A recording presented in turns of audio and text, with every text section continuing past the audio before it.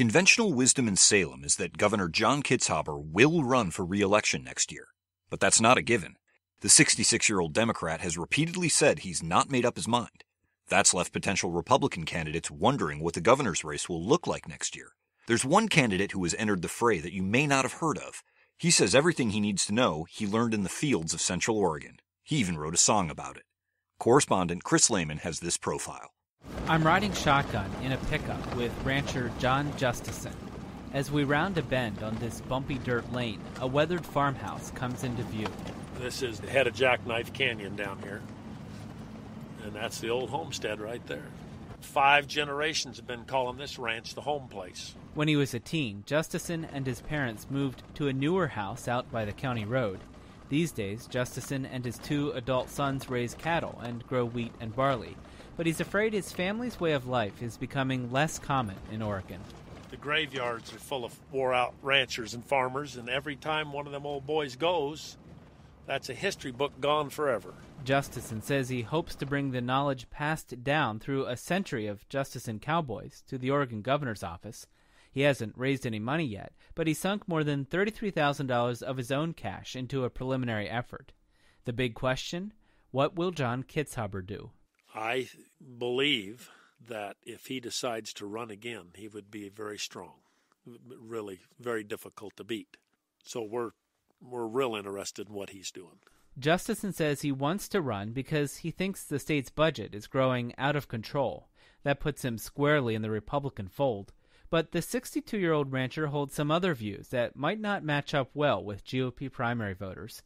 Take same-sex marriage, for instance. It could be on the Oregon ballot next year, and Justesen says he's fine with that. It's none of my business, and it's none of the Republican Party's business, is my opinion. He's also in favor of a sales tax, and he's not afraid to say so. Every state around us has a sales tax. Why don't we get the tourists to help us pay our bills? Justesen would pair the sales tax with targeted cuts to property and income taxes. Whether those views will fly in a Republican primary remains to be seen. Longtime Oregon GOP strategist Greg Leo says, on the one hand, a more well-established candidate who's held elected office before might have an advantage with Republican voters. On the other hand, they might want to select an outsider who hasn't been part of that, doesn't have the record, and hasn't had to vote on tough issues. The norm for Oregon governors is to have some experience in elected office. The other Republican in the race so far is longtime state representative Dennis Richardson.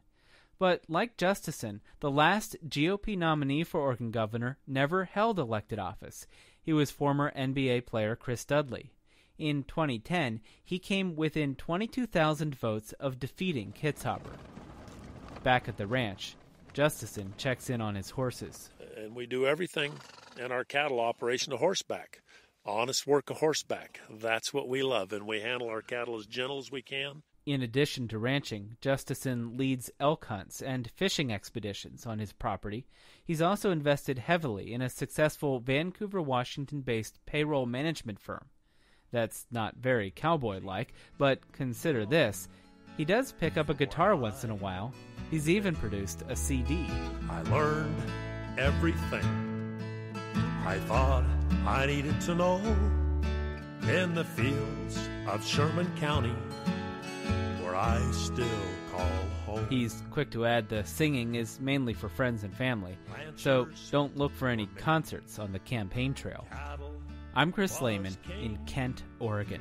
Cowboys, we look forward to working calves in the spring.